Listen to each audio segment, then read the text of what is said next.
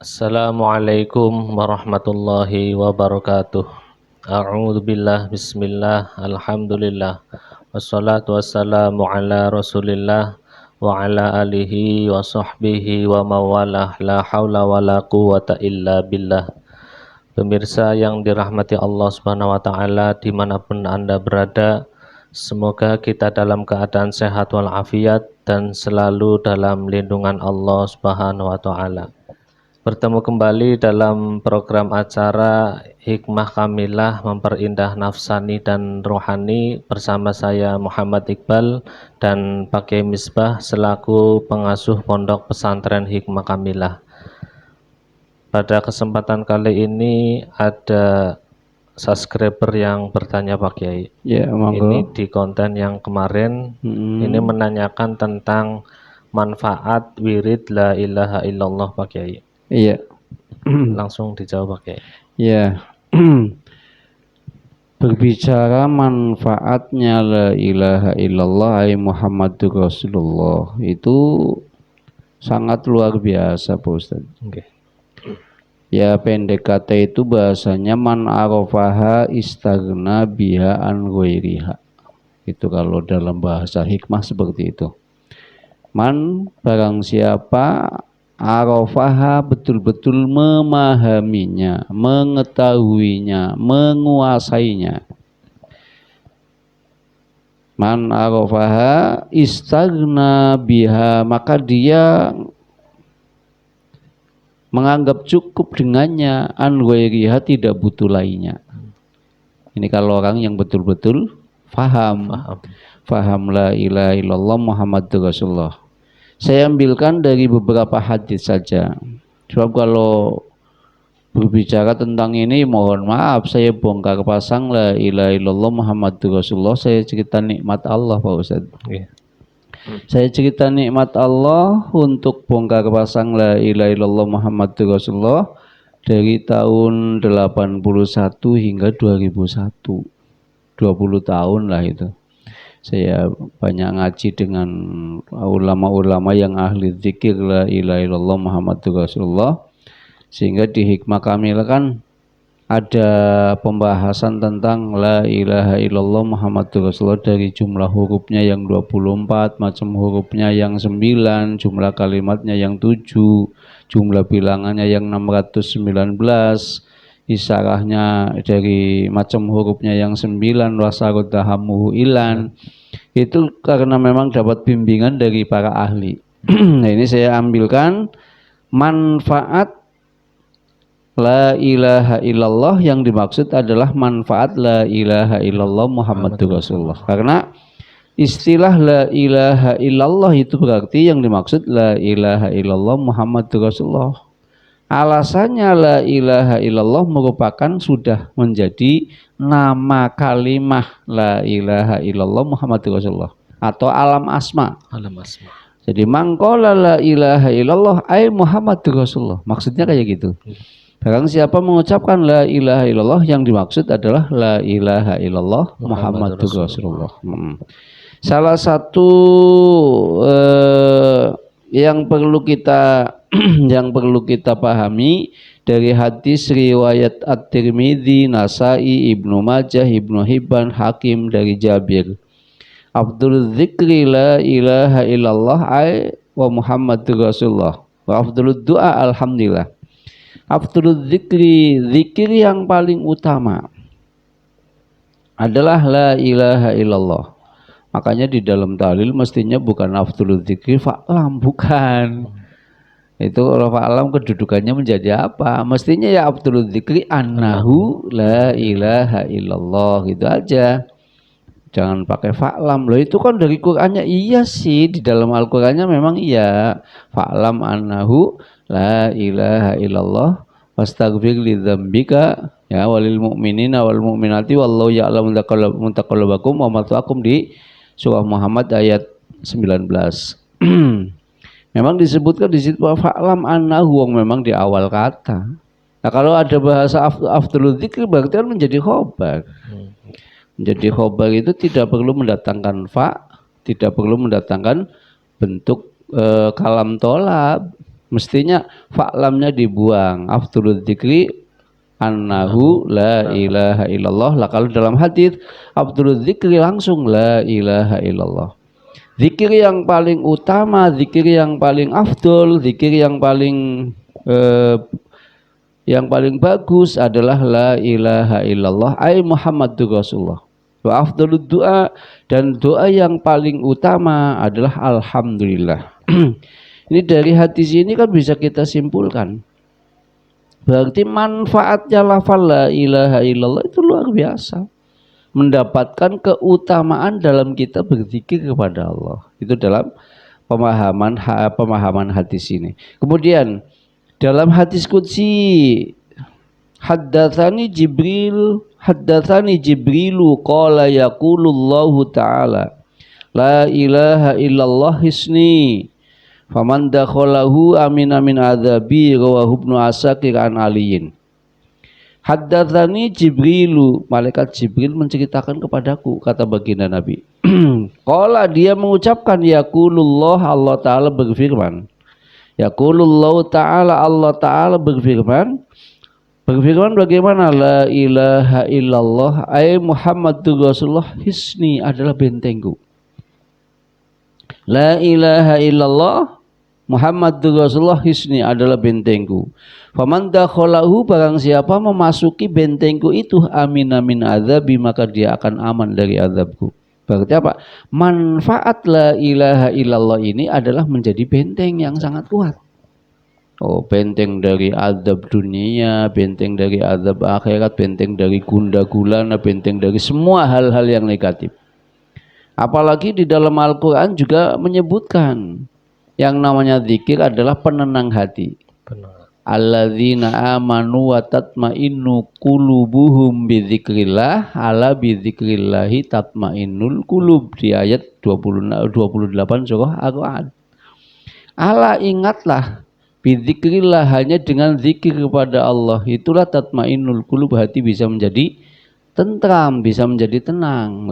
Afdhalul dzikri la ilaha illallah Muhammadur Rasul. Berarti manfaatnya la ilaha illallah dari hadis ini, hadis yang pertama menceritakan zikir yang paling utama, hadis qudsi yang saya bacakan tadi yang kedua itu adalah mengindikasikan atau bisa kita simpulkan bahwa orang yang zikir atau orang yang wirid la ilaha illallah Muhammadur Rasulullah, maka orang itu akan mendapatkan benteng, akan mendapatkan perisai dari Allah Subhanahu wa taala yang sangat kuat. Kemudian dalam hadis riwayat Imam Ahmad di kitab musnadnya, ya ayyuhan nasu qulu la ilaha illallah Muhammadur Rasulullah.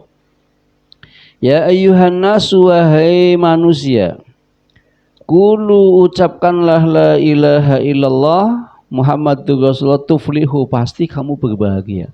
Berarti untuk zikir yang paling utama la ilaha illallah Muhammadur Rasulullah, untuk benteng dari Allah Subhanahu wa taala, manfaat untuk menjadi benteng la ilaha illallah Muhammadur Rasulullah, untuk supaya kita para manusia menjadi orang yang sangat berbahagia, ya la ilaha illallah Muhammadur Rasulullah. Jadi dalil-dalilnya sangat luar biasa Pak Ustaz. Okay. 3 dalil ini bisa kita kupas. Kita ingin berbahagia, bahagia dunia kita, bahagia akhirat kita, itu harus ahli la ilaha illallah Muhammadur Rasulullah.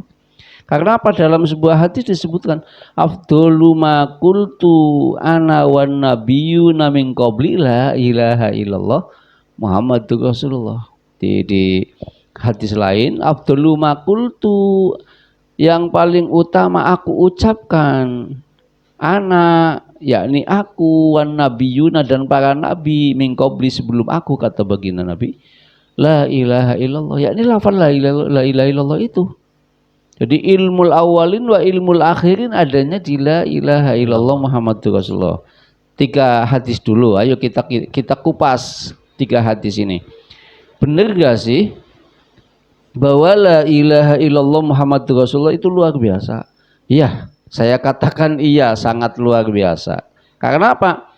Ketika energi la ilaha illallah Muhammadur Rasulullah itu sudah masuk ke dalam diri kita, maka energi ini sangat positif dan mengusir semua energi negatif. Itu manfaat tertinggi Pak Ustadz. Manfaat tertinggi adalah mengusir semua negatif, semua energi negatif dari dalam diri kita. Ketika kita betul-betul memahami la ilaha illallah Muhammadur Rasulullah. Tapi kan tidak semudah itu. Apakah cukup dengan la ilaha illallah Muhammadur Rasulullah tanpa guru bisa seperti itu? Enggak bisa. La ilaha illallah itu, la ilaha illallah Muhammadur Rasulullah minimal punya syarat. Syarat la ilaha illallah Muhammadur Rasulullah punya manfaat itu harus ada pembimbingnya.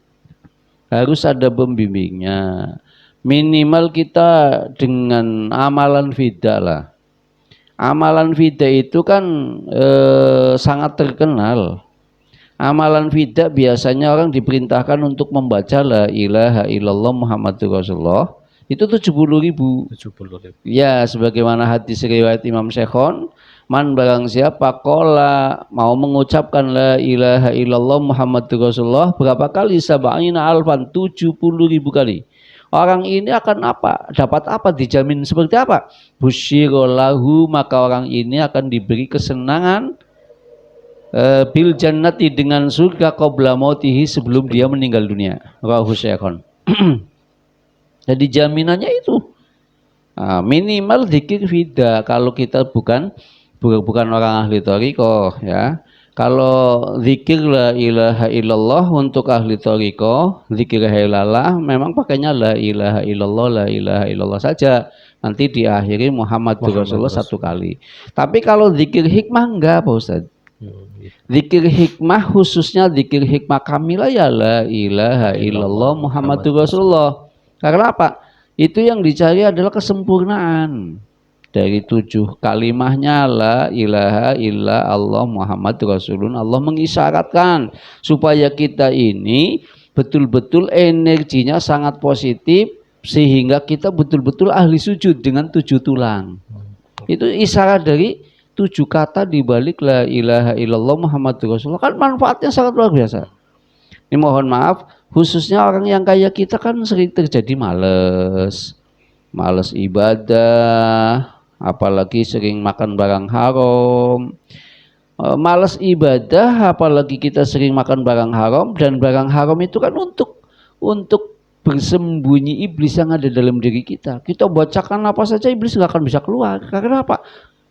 Yaitu apa istilahnya, bersembunyi di barang haram yang ada dalam diri kita, kan makin malas kita.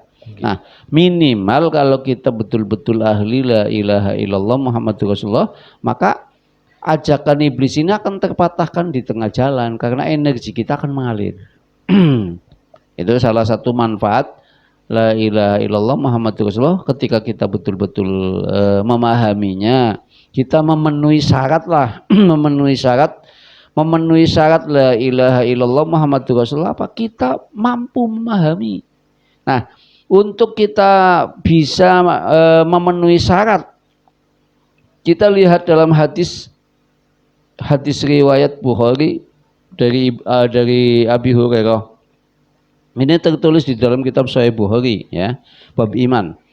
As'adun nasi bi syafaati yaumal qiyamati man qala la ilaha illallah Muhammadur Rasulullah khalisan min qalbi.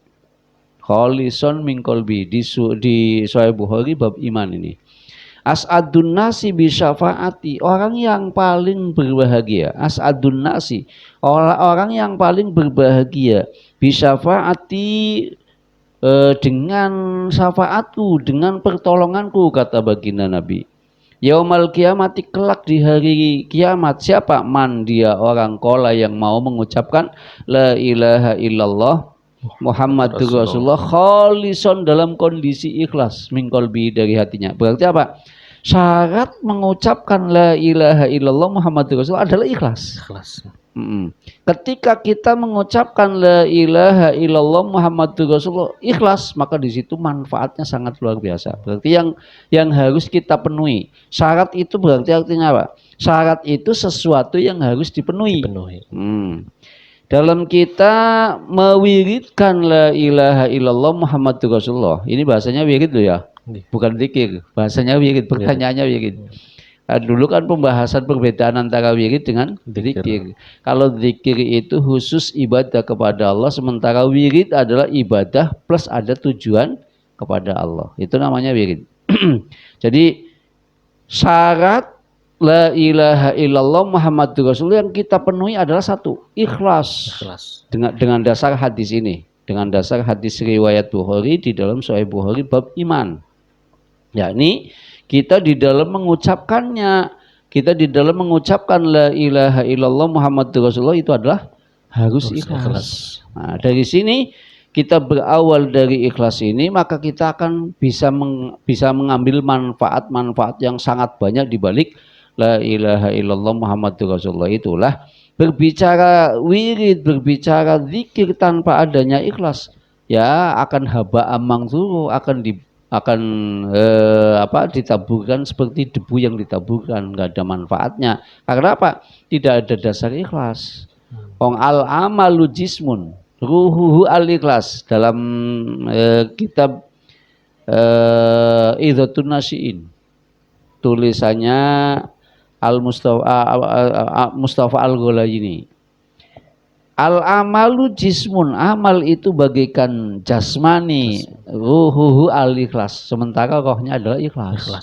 Nah, ketika kita beramal tanpa adanya ikhlas, berarti seperti jasad tanpa adanya nyawa, tanpa adanya ruh.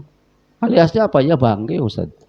Nah, maka dari situlah yang perlu kita penuhi, artinya kita bisa memenuhi syarat la ilaha illallah Muhammadur Rasulullah sehingga kita bisa mengambil manfaatnya. Satu saja, ikhlas. Gitu. Satu saja, ikhlas.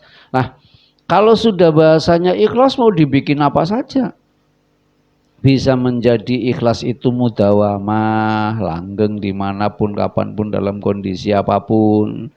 Bisa kita istiqomah, masanya, jamnya, harinya, bulannya, minggunya, bisa kita istiqomah. Karena apa? Dasarnya sudah satu, ikhlas. Oh. Makanya di zikir hikmah kamilah itu kan pertama 70.000 dulu.